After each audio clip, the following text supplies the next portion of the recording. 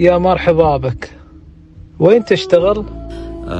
أشتغل في مؤسسة الإبداع من سنة.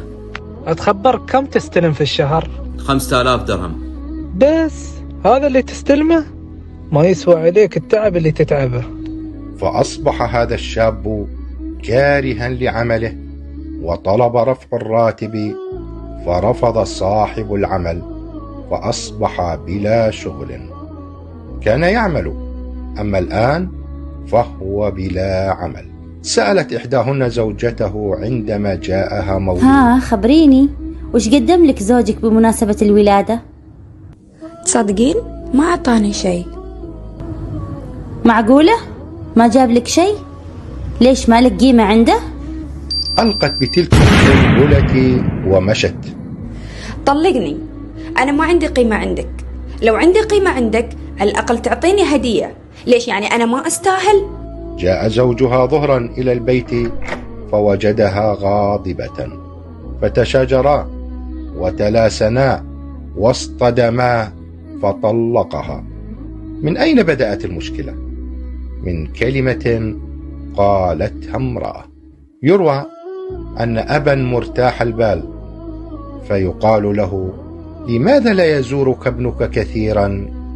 كيف تصدق أن ظروفه لا تسمح؟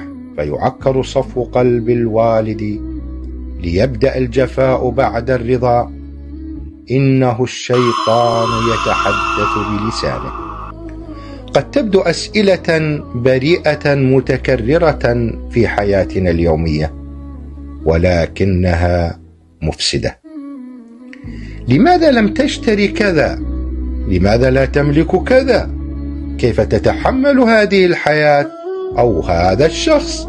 كيف تسمح بذلك؟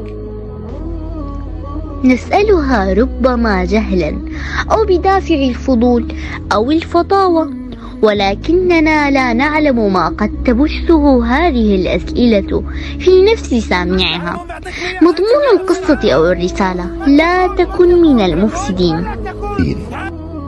نصيحة: ادخل بيوت الناس أعمى واخرج منها أبكم. ولا أبرئ نفسي حين أرسل بالنصح والتذكير، لا يعني أنني أدعي المثالية، لكن هي رسائل أوجهها لنفسي قبلكم. لا تفسدوا على الآخرين حياتهم. كلام صحيح. الناس لا تنصحك حبا، ولكن تنصحك خرابا. يفرحون بخراب بيتك. هكذا حال كثير من الناس.